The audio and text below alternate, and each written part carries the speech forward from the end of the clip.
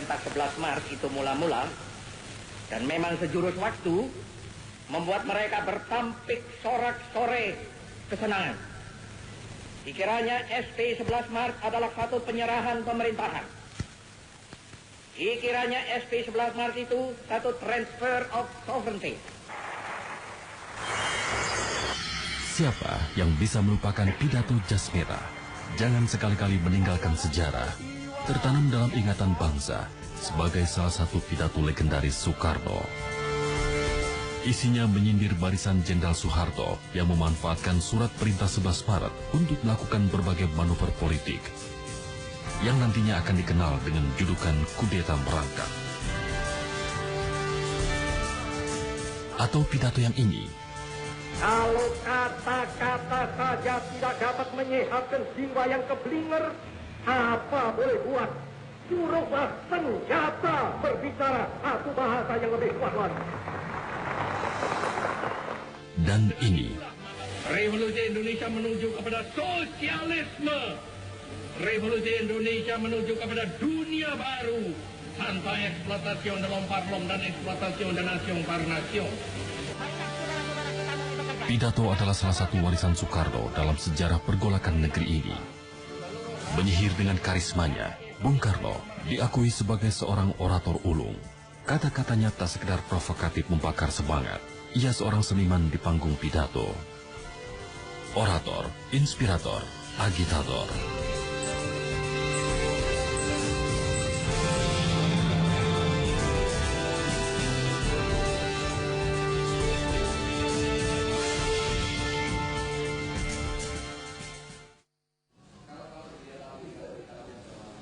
Doktor Ilmu Filsafat Doni Gahral telah lama mempelajari pidato-pidato Soekarno.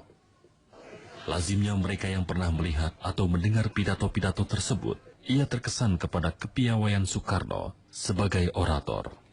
Dan walaupun tuan-tuan halangi dengan bom dan dinamit dan meriam yang berasal dari Australia, Amerika dan Inggris, kita akan merdeka. Kita tentu merdeka. Kita pasti merdeka sebagai matahari terbit di hari besok. Janganlah tuan-tuan mencoba memikat hati kami dengan kata-kata. Sebab bangsa yang telah gandrung kemerdekaan tak dapat dipikat oleh kata-kata lagi. Faktor penentu adalah karisma Bung Karno sendiri. Jadi intonasi yang sama, gaya bahasa yang sama kalau disampaikan oleh bukan Bung Karno berbeda. Gitu. Ya. Bung Karno dia memang secara personal punya daya tarik tertentu yang tidak ditemui oleh sembarang orang atau tidak temui di sembarang orang. Bung Karno punya karisma itu, ya. Nah, itu kemudian ditambah lagi dengan tadi teknik-teknik pidatonya yang luar biasa. Jadi sesuatu yang memang sudah terberi dalam Bung Karno, karismanya, ditambah kemampuannya orator, kemampuannya berpidato, itu menjadikan dia sosok yang luar biasa. Itu dia waktu itu istri saya yang cerita. Jadi si Mbok Parto ini setiap pagi itu kalau tanggal 17 Agustus sudah nggak mau apa-apa lagi, nggak mau ke pasar, berangkat aja dia. Berangkat ke lapangan Ikada itu mendengarkan, nanti siang pulang. Cuma mendengarkan aja. Dan itu pengagum. Sukoco Cokroatmojo juga menjadi saksi kedahsyatan Soekarno di mimbar pidato. Veteran pejuang kemerdekaan ini melihat langsung kemampuan Soekarno untuk menyihir massa dengan kata-kata. Tiap kali bicara kepada kita saja, kepada pengawal saja, selalu pidatonya itu selalu penuh penuh semangat dan memang inspiratif lah ya. Jadi menginspire, membangunkan.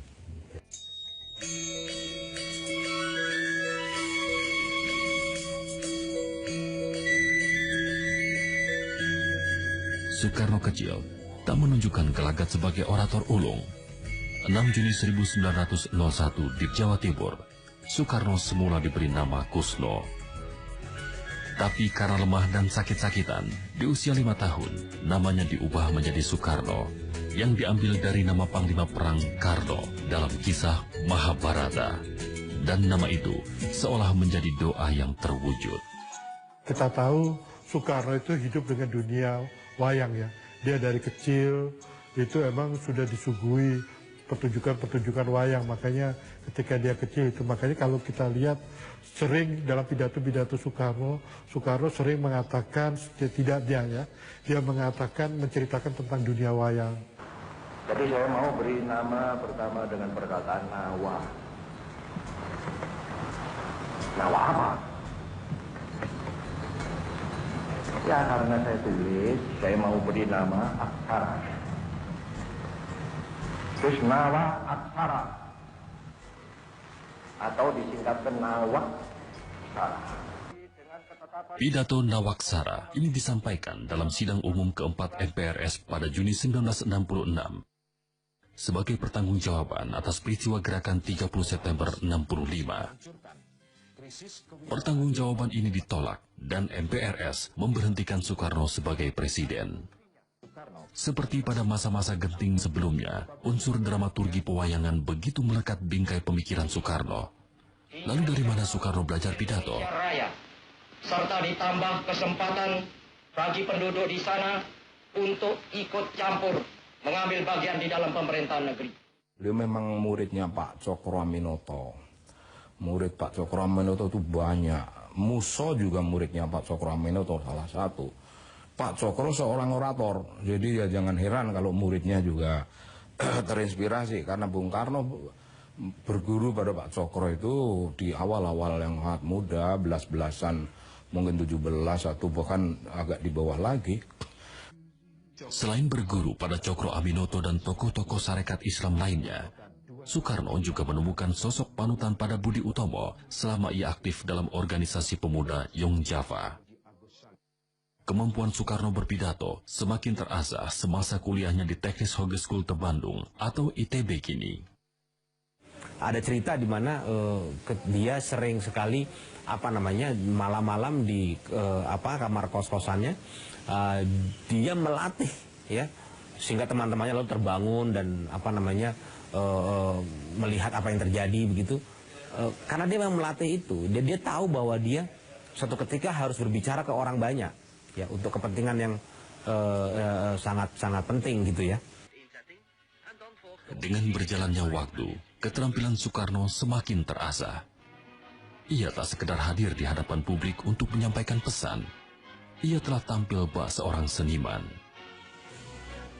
Mungkin nggak handsome, nggak seperti Justin Bieber gitu ya. Tapi gagahnya itu ya. Kemudian pakai topi yang miring itu pas banget.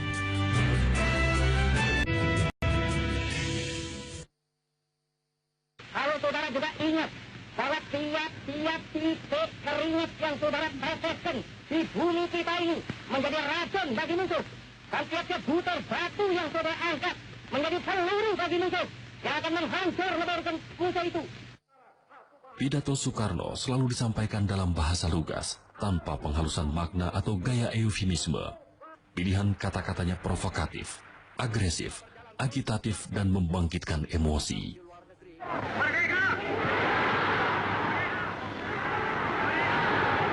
Diam. Diam. Ini hari aku telah menginjak lagi bumi Jakarta. Sudah hampir 4 tahun lamanya saya tidak bersuara. 4 kali 365 hari saya berpisah dengan rakyat Jakarta, laksana rasanya seperti berpisah 40 tahun, saudara-saudara. Bahasa Bung Karno itu selalu sifatnya aktif, agresif, ofensif, ya. Rebut Irian Barat, gitu ya. Kemudian angkatan perang tidak berpolitik, itu agresif gitu. Dengarkan saudara-saudara, komando saya dengan tegas ialah gagalkan, hei seluruh rakyat Indonesia, gagalkan pendirian negara Papua itu. Apa komando saya lagi? Hei seluruh rakyat Indonesia, kibarkan bendera sang merah putih di Papua, di negara ini, di Irian Barat itu.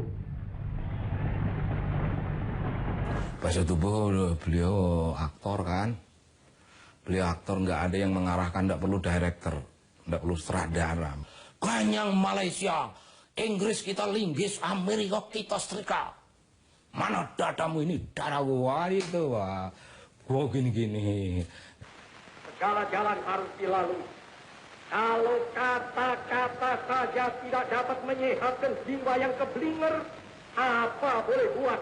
Suruhlah senjata berbicara satu bahasa yang lebih kuat lagi.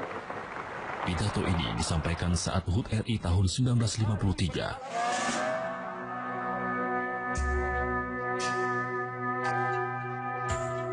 Selama beberapa bulan sebelumnya, Angkatan Darat menggerakkan aksi massa, mendesak parlemen dibubarkan karena dianggap terlalu mengintervensi militer. Pidato inilah jawaban Soekarno atas manuver Angkatan Darat tersebut. Padahal angkatan perang tidak boleh ikut-ikut politik. Tidak boleh diombang-ambingkan oleh sesuatu politik. Angkatan perang harus berjiwa, ya berjiwa. Berapi-api berjiwa, berkobar-kobar berjiwa. Tapi dia tidak boleh ikut-ikut politik. Namun bagi Soekarno, pidato bukan hanya sarana komunikasi. Pidato adalah seni panggung. Jadi kan dia bisa memainkan suaranya itu, cara pidatonya itu, dengan gerak tubuhnya, dengan wajahnya, dengan pakaiannya yang gagah gitu kan. Bung Karno gagah itu. Mungkin nggak handsome, nggak seperti Justin Bieber gitu ya. Tapi gagahnya itu ya. Kemudian pakai topi yang miring itu pas banget. Terus pakai pecinya itu, kacamata hitam. Kacamata hitamnya juga kalau dari zaman itu pun sudah dianggap kuno loh. Tapi di wajahnya itu pas banget. Sebagian besar yang berdiri tegak di atas manifesto politik. Seni pidato yang dilakoni Soekarno di zamannya dianggap mengena bagi rakyat Indonesia. Bahasa tutur yang digunakan Soekarno terbukti menjadi medium yang efektif untuk menggalang kesatuan visi selama masa revolusi maupun setelah kemerdekaan.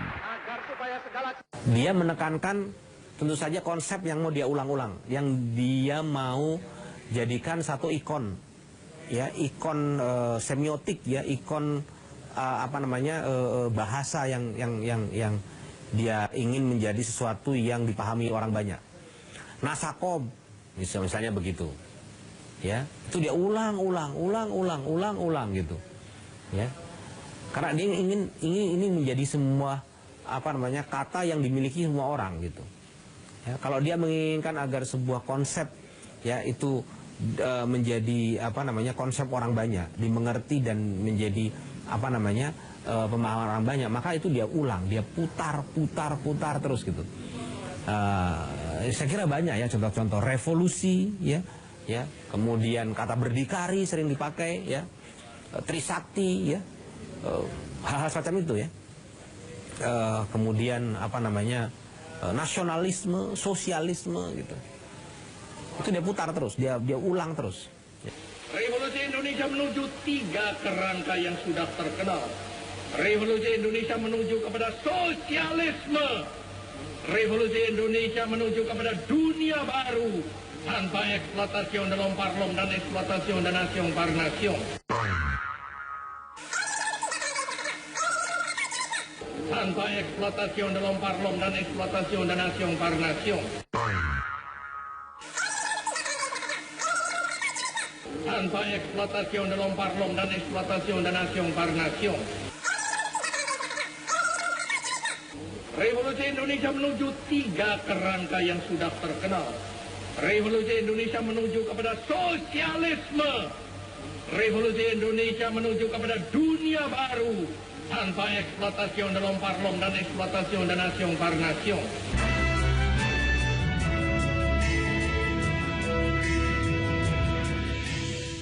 Dunia Showbiz selalu asik TV. Inspirasi Indonesia.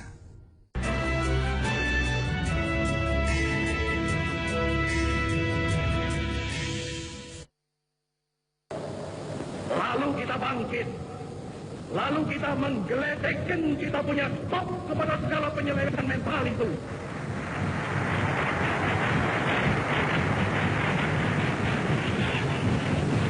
Lalu kita suruh buang jauh-jauh ke dalam alam pikiran liberalisme. Lalu kita dengungkan semboyan baru, yaitu demokrasi terpimpin. Lalu kita kocok habis-habisan multi-party system.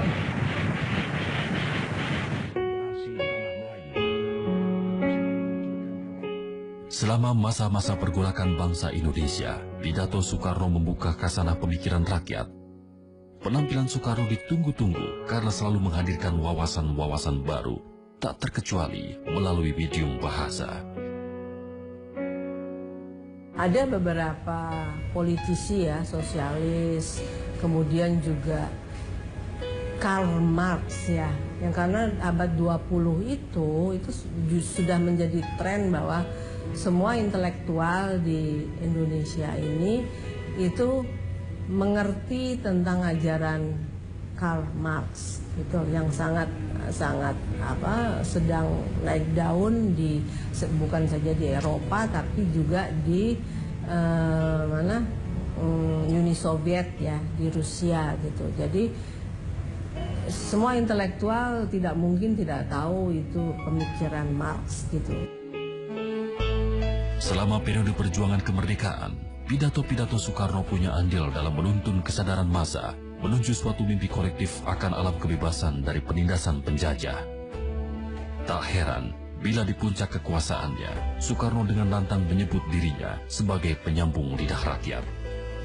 Saya berbicara di sini sebagai penyambung lidah rakyat Indonesia.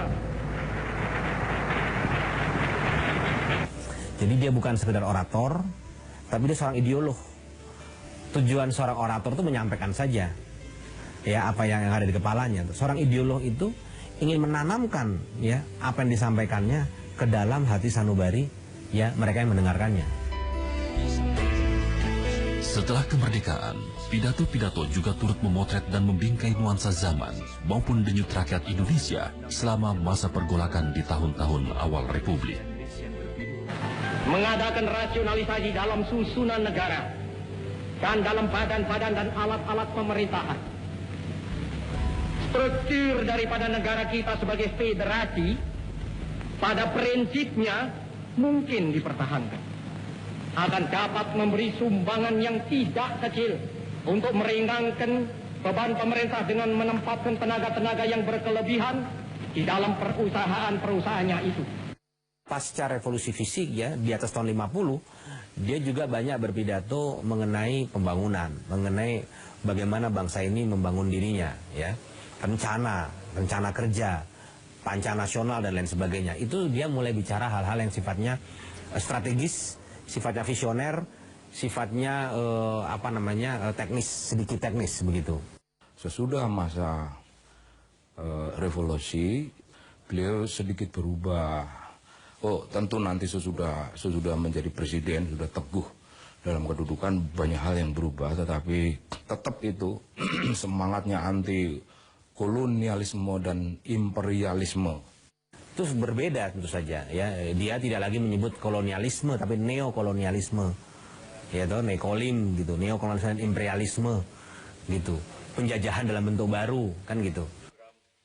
Seperti pidato di hadapan pengurus Front Nasional ketika Soekarno mendengungkan tekadnya merebut Irian Barat dari tangan Belanda. Dalam wadah itu kita tuangkan satu masyarakat tanpa eksploitasi delom-parlom. Satu masyarakat yang tiap-tiap manusia Indonesia merasa bahagia. Satu masyarakat yang tiada seorang ibu menangis oleh karena tidak bisa memberi air susu kepada anaknya. Jadi dia bukan tipe pemimpin yang berjanji. Dia tipe pemimpin yang eksekusi, gitu ya. Bedanya apa? Kalau berjanji ya dia memberi harapan saja, ya. Kita harap dalam tahun ini Irian Barat bisa kembali ke pangkuan Ibu Pertiwi. Tapi dia nggak begitu. Dia sudah kerahkan angkatan perang dan saya sudah pastikan bahwa pada tanggal itu, ya Irian Barat akan kembali ke Ibu Pertiwi. Nanti tanggal 1 Mei jam 12.30. Pemerintahan di Irian Barat mutlak akan jatuh di tangan masyarakat.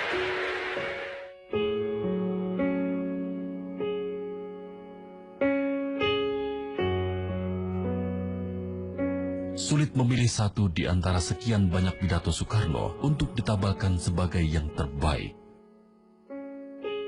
Namun di antara ribuan kalimat yang berhamburan dari mulutnya, yang paling berkesan dalam perjalanan hidup Soekarno adalah pidato Jas Merah. Jangan sekali-kali meninggalkan sejarah. Disampaikan saat HUT RI tahun 1966, pidato ini menjadi pidato pamungkas Soekarno. Jas Merah menjadi pertahanan terakhir sang orator menghadapi gerusan arus sejarah yang akhirnya tak sanggup ia lawan. Surat perintah 11 Maret itu mula-mula, dan memang sejurus waktu, membuat mereka bertampik sorak-sore kesenangan. Dikiranya SP 11 Maret adalah satu penyerahan pemerintahan. Dikiranya SP 11 Maret itu satu transfer of sovereignty, of authority. Padahal tidak. SP 11 Maret adalah satu perintah pengamanan. Perintah pengamanan jalannya pemerintahan. Pengamanan jalannya ini pemerintahan. Demikian kataku pada waktu melantik kabinet. Kecuali itu, juga perintah pengamanan keselamatan pribadi Presiden.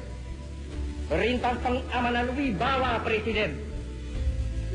Perintah pengamanan ajaran Presiden.